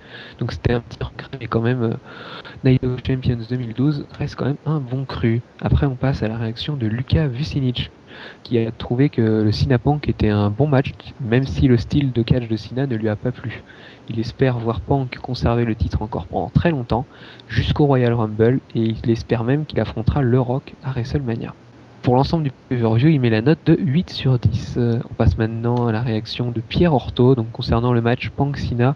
Il a trouvé que c'était assez dérisoire, parce qu'il a eu l'impression de revoir la même chose que l'année dernière, mais aussi il n'était pas franchement ravi de voir Paul Heyman faire copain-copain comme il le met avec Punk. Et il ajoute même que depuis 2006, Punk s'était démarqué de Paul Heyman et donc il ne trouve pas légitime de voir Paul Heyman prendre sous son aile CM Punk. Il préfère voir Paul Heyman avec Brock Lesnar. Je suis d'accord. Ah, ouais. Non, si, là j'y porte quand même. Attends, Boosty, je vais juste finir. Je vois pas pourquoi on fout Paul Heyman avec CM Punk. CM Punk, il a pas besoin d'un manager, bordel de merde, s'il se débrouille tout seul. C'est peut-être une demande de CM Punk. Ah bon? Oui. Ah non, ça c'est pas impossible en effet, oui. Clairement, là, on est quand même dans le réel aussi. Paul Heyman avait été évoqué par CM Punk lors de son fameux discours il y a un an. Paul Heyman, c'est quand même celui qui a fait venir CM Punk à l'époque, c'était fin 2005, je crois, ou tout début 2006, à l'ECW. Et donc, il y a quand même un lien entre les deux. Donc, ouais, non, moi, je trouve que ça peut faire rebondir justement ce personnage du heel qui s'essouffle. Donc, je trouve logique. Et Brock Lesnar, il a vraiment très, très peu d'interventions prévues. Donc, c'est pour ça. On a à peu près fait le tour de tout le pay-per-view, non? Plus personne a un avis? Non, après on va vite passer aux notes. Et donc dans les notes, donc à part la note de 8 sur 10 qui avait été donnée précédemment, on a en conclusion Kevin Delaunay qui nous met que pour lui c'était un show équilibré à tous les niveaux, le meilleur depuis Extreme Rules 2012. et sûrement avec un Money in the Bank candidate en main event avec cette fin controversée qui donne envie de voir la suite. Et donc on remercie donc tous les auditeurs qui nous ont permis d'étoffer notre analyse du pay-per-view Night of Champions 2012. Donc on rappelle leurs noms. On remercie tout d'abord Mathieu Tavernier, Del Rio El Patron, Lucas Ao Assomwan, pardon, j'ai eu un peu de mal, Lucas Vucinic, Pierre Orto et Kevin Delaunay. On passe aux notes. Quelle était votre note, messieurs? Oh, c'est mon travail. Je te pique un petit peu. T'es juste consultant web. Je suis la palette Racels d'après Kevin. C'est bien, hein? Nouveau poste. Ouais.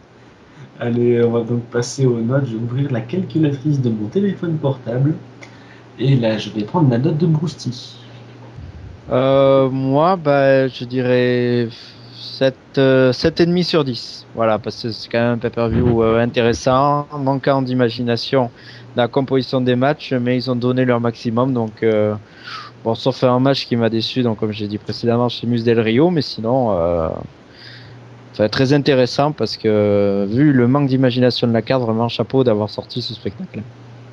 Alors, Tifo est parti. Je crois qu'il devait s'en aller, donc on lui dit au revoir de sa part. Il avait mis 7 sur 10. 7 sur 10, pas 7,5 ? Non, 7 sur 10, ouais. Je vais regarder, attends, parce que j'ai un petit doute. Si, j'en suis sûr. Si. Et il y a aussi la note de Kevin, d'ailleurs, c'est 7 sur 10. Oui, 7 sur 10, effectivement. Donc Tifo il donne 7 sur 10, plus donc 7 pour Kevin également. Kevin qui dit que Night of Champions, ma foi, intéressant, même si la fin du Punk Cena oblige du coup à une suite avortée. MP. C'est simple, 8.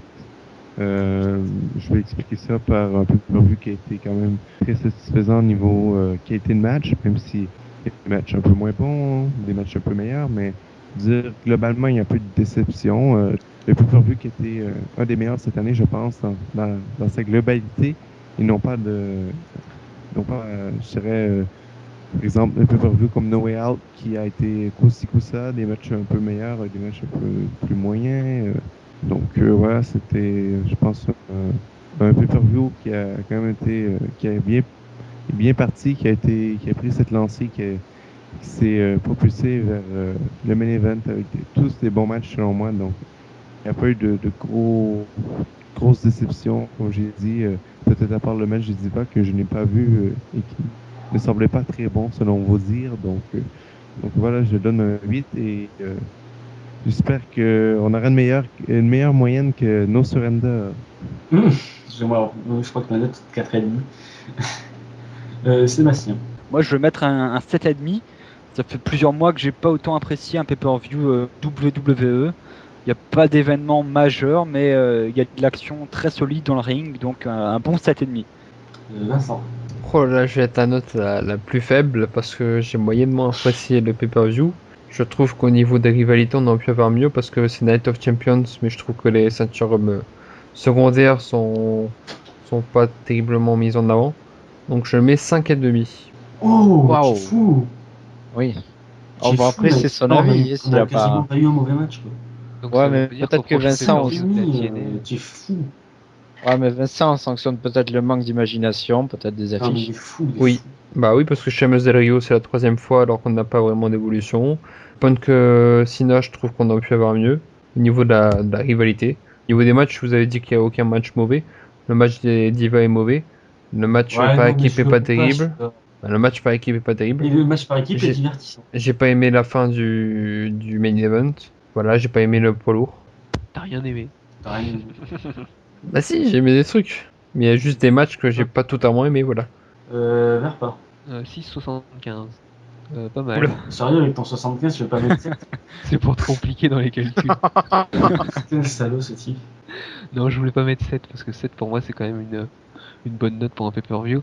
Mais là, je trouvais que c'était très proche d'un bon pay-per-view sans être totalement bon parce qu'il y avait quand même quelques petits trucs qui manquaient. Hein. J'aurais mieux aimé voir un bon Sheamus Del Rio parce que ça manquait un petit peu. Donc voilà, je pense qu'on peut passer à la note finale. Ma note, Suspense. s'il te plaît. Alors moi, j'ai donné la note de 8,5. Je tweak la L'AVC, tu voulais mettre 9 initialement. Je voulais mettre 9. Ah, tu me l'avais dit, oui. Ah ça oui, fait mal. je vais mettre 9 du coup, et voilà.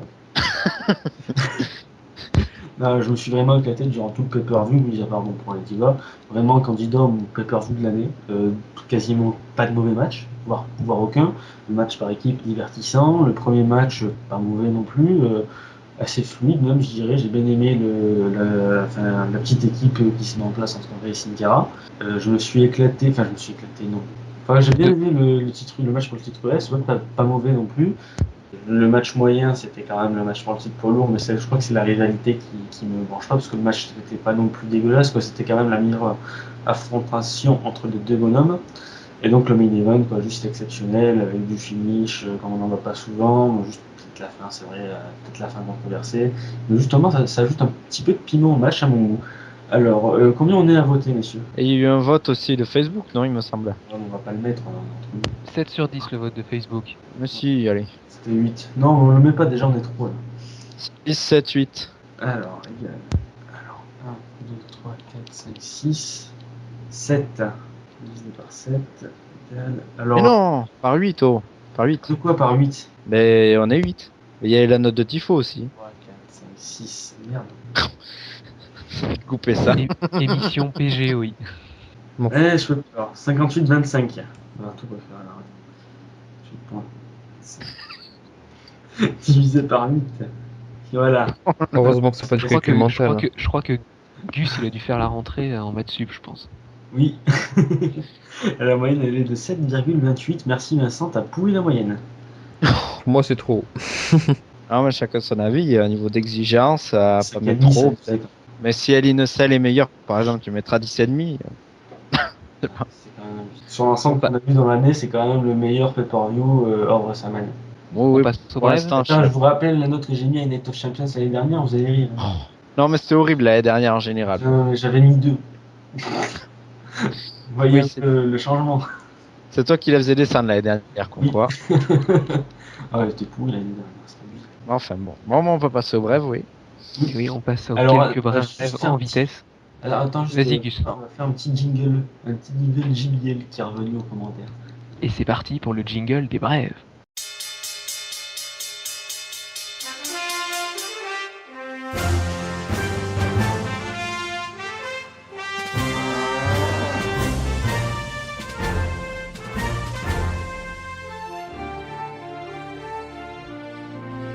Bon, je peux y aller? Ça, je vais le laisser. Ça va. Allez, let's go. Et on passe tout de suite aux brèves avec d'ailleurs cette première question qui nous a été posée par Facebook, une question d'Aloïs Collet. Wrestles Radio, qui sont vos catcheurs préférés? Donc on fait un petit tour d'équipe. Vincent, ton catcheur préféré? Ou tes catcheurs préférés? Allez, on va faire un top 3. En activité, on va faire. 2 superstars, une diva. Non, pas de diva. Ouais, ça sera mieux. Top. Alors, numéro 1, je mettrai Steve Austin. Numéro 2, Edge. Numéro 3... On a déjà une activité, non? Ouais, en activité, non? Oh merde. Refait. Ouais, tu veux te chier. Premier, alors CM Punk. Deuxième, deuxième Austin Aries. Et troisième, Brian. Sébastien. Moi, je mettrais en troisième CM Punk, en deuxième Austin Aries et en premier Dolph Ziggler. MP. Bon, bah, premier, je vais pas surprendre, Y2J. Depuis que j'ai lu ses livres, c'est plus pour moi le même mec que je regardais sur un ring. Après ça, deuxième, bah, je pense que c'est un peu un incontournable en ce moment, bah, CM Punk depuis en fait son return en 2009 contre Jeff Hardy, c'est un de mes préférés. Et ça n'a fait que renforcer mon sentiment envers lui avec cette super promo en 2011. Donc voilà. Sinon, bah, troisième, je sais pas, je dirais Daniel Bryan, bon troisième, quand même un de mes préférés aussi. Bon, je dirais quatrième, cinquième, compléter la liste très rapidement. Austin Aries, quatrième, et AJ Styles, cinquième. Voilà. Sébastien. Je viens de le faire il y a 2 minutes. Excusez. Boosty, oui. Ah, bah moi, ça m'arrange qu'Empey, il en ait mis 5 parce que justement, j'aurais eu du mal. Bon, alors, je dirais premier Christian, ça c'est coup de cœur, vu que, bon, Edge, malheureusement, n'est plus actif. Deuxième, Chris Jericho, là je partage l'avis d'MP, il n'y a pas de problème. Bon, il pense que j'ai pas encore lu moi sa biographie, je maîtrise pas assez l'anglais. Et troisième, je mettrais Kazushika Okada. Alors lui, c'est un japonais à la NJPW. De grand talent, il est jeune. Il est passé par la TNT, mais il faut oublier, il est radicalement pas le même. Hein. Donc voilà, des grands matchs. Je conseille si vous aimez le catch actif, je dirais. Et en 4, je mettrais Daniel Bryan et en 5, Tinaris. Voilà. Et moi, je rajoute une diva, Ayumi Kurihara. Voilà, encore une japonaise, je sais. Tiens, les favoris de Verpa, après je finirai. Bon, moi, c'est pas dur en numéro 1, de toute façon, Ayumi Kurihara, depuis de nombreuses années au Japon. On a dit pas de diva. Oh, pop, pop. Et là, en c'est pas plus, une- tu me c'est piques pas la une diva. mienne. C'est pas bien, ça. Non. Déjà, c'est moi qui te l'ai fait découvrir. Mais je suis sûr qu'Ayumi Kurihara, à mon avis, elle a plus de talent in-ring que Ted DiBiase. Oui, il n'y a pas de problème. DiBiase plus Ryback, oui. Ayumi Kurihara, c'est peut-être la meilleure japonaise au monde. Elle a fait CMLL, elle a fait même C'est pas mal. peut-être la meilleure pas mal- japonaise quoi. En ce moment, oui, c'est peut-être pas la meilleure japonaise de tous les temps, parce qu'il y en a quand même. C'est aussi la meilleure japonaise d'un autre niveau. Enfin, l'atout pour moi. Voilà. En fait, elle a un niveau des années 90, sauf qu'elle est toute seule, encore. Elle a le même niveau que les Shigusa Nagayo et tout ça, mais les Bull Nakano, je suis sûr que personne ne connaît. Mais au moins, c'est le top mondial des Il y a que catcheuses de moi tous les temps. qui réussit à m'accrocher. En numéro 2, je mettrais Dolph Ziggler, en numéro 3, Kane, en numéro 4, AJ, évidemment. Et en numéro 5, je mettrais, peut-être Ed Generico. Il faut en dire 5. Non, j'ai envie de dire 5. Ouais, c'est bon. Allez, Gus, à toi. Je pense qu'on moi, a- 3, c'est bon, hein. On le connaît le tien, mais bon. Là, c'est le top 5 rigolo. Non, c'est mon top 5 à moi. Alors moi je suis fan de Ted DiBiase. Je sais pas pourquoi. Ne me demandez pas pourquoi, j'adore. Nous non plus. J'adore. Je sais pas pourquoi, mais j'adore. C'est tombé du ciel. Oui, voilà, c'est exactement ça. J'aime beaucoup également CM Punk, aussi en second. Après bon, attends, parce que là tu me prends. Allez, balance Wade Barrett 3, Ryback 4. Barrett, oui, effectivement, Wade Barrett, dont je suis un grand Jinder Mahal. amnisté. C'est plutôt dans ma lutte Pardon. amnisté. En quatrième, je mettrais Cena, parce que bon, j'ai beau avoir craché sur Cena ces dernières années, Cena, je commence vraiment à l'apprécier, que ce soit in-ring, en story, enfin peut-être pas en storyline, parce que les storylines WWE actuellement sont pas terribles, mais que ce soit en in-ring, et pour le respect pour le bonhomme qui fait vraiment quelque chose d'excellent pour ses fans et pour la fédération. Et donc en cinquième, ça sera Ryback. Ah, quand même. Super. Ah bon. Je pensais que t'allais mettre Gareth Bischoff. Gareth Bischoff, Ryback, Mahal, Sin Cara, et puis voilà. Non, Ouais, c'est bizarre. Bon, allez, on va passer au dernier passage de notre émission mensuelle, avec notamment des petites infos sur les prochains shows de la WWE en France. Donc la prochaine tournée aura lieu à l'automne 2012, avec un house show d'ailleurs d'abord le 31 octobre 2012, avec la tournée de Raw à Strasbourg. Le lendemain, le 1er novembre 2012, nous aurons toujours Raw à Nantes. Et le 1er novembre également, nous aurons SmackDown qui sera présent à Lyon.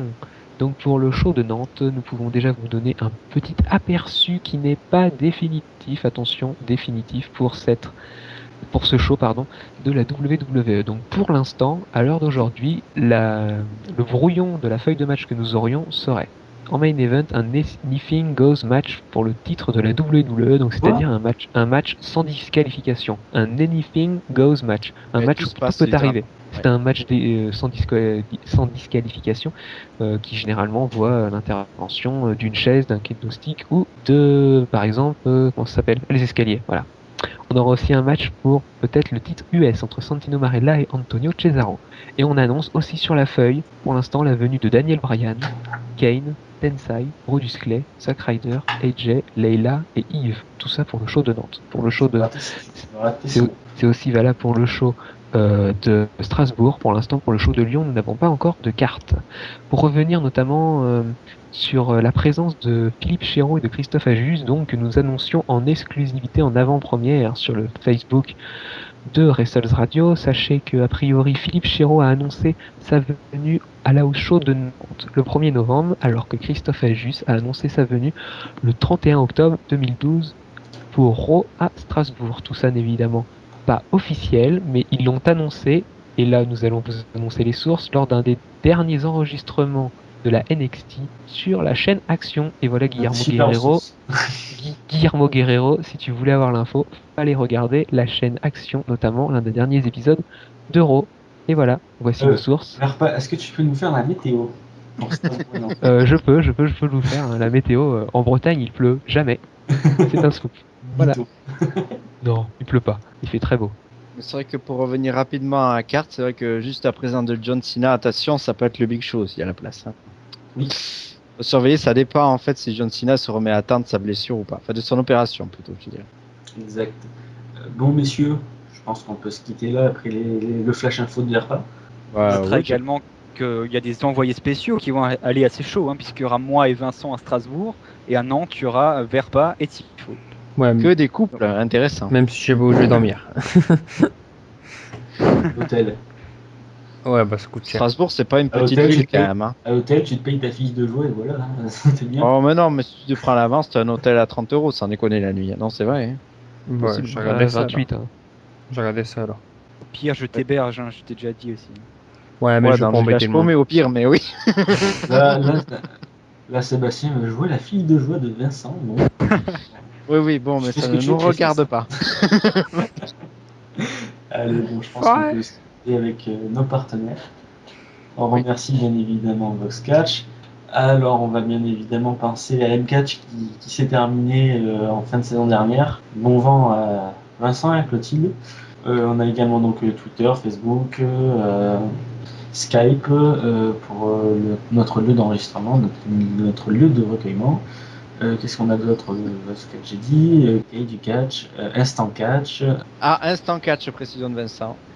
Les deux derniers épisodes concernent Night of Champions avec CM Punk contre John Cena et Dolph Ziggler contre Randy Orton. À voir sur la chaîne sur Dailymotion. Voilà. Oui, alors que Verpa s'est en allé avant qu'il puisse dire au revoir. Salut Verpa. C'est quand même le deuxième qui nous fait ça. C'est les deux Nantais, c'est bizarre. Sinon, bien sûr, oui, le forum Wessels. Alors, si vous voulez bien évidemment débattre avec nous, venez vous inscrire sur www.wessels.fr. Il y a bien évidemment une page Facebook, www.facebook.com/wesselsradio. Et voilà. Et nos Twitter, pour terminer, je pense qu'après là, on saura bien. Je crois que Tifo, c'est Hell Tifo, Verpa, c'est Verpa. Avec un accent énorme, le hell. Yes. Ah oui. Sauf qu'il n'y a pas de H, rassurez-vous. Hein. Vous pouvez également suivre Edge qui a rejoint Twitter dans la semaine. Ah oui. Twitter. Donc le Twitter de Kevin, c'est Kevin Coloc, tout attaché.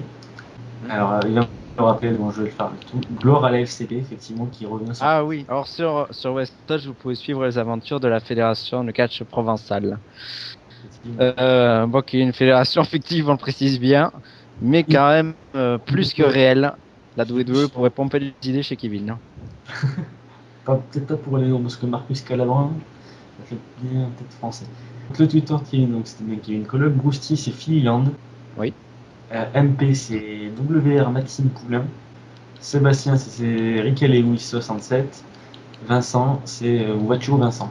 Ou Vincent Watcho, je sais plus. Non, Watcho Vincent, très bien. Ouais. Watcho Vincent. Et moi, c'est Sparta-Bus. Voilà. Voilà. Bon, on peut conclure sur ce, je pense. Oui. Si personne n'a de blague dans le coin, ça, c'est encore mieux, parce que je sens que... Non, je veux pas te lancer, donc...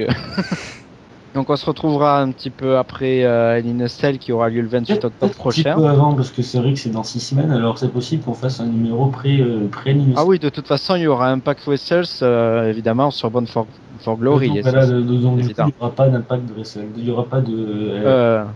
Il y aura oui. Ah, je faisais peur, là. pas d'analyse d'avant Hell in a Cell. Il y aura 2 Impact Wrestles dans le mois. Un pour avant le show Born for Glory, un juste après. Ouais, Avec mi-octobre. peut-être de l'invité. Oui, peut-être avec des invités. Ouais, on est en train de réfléchir. Même on a même nos idées pour inviter ces personnes-là. Donc vous en saurez plus vite. Vous le saurez le plus vite possible. Tu vas inviter Annie Cordy? Non. Merde. Je vais vite. Allez, c'est parti. Bon, messieurs, on va pouvoir se quitter avec les Bye Bye Blondie. All you're in fashion. Allez, ciao tout le monde. Ciao.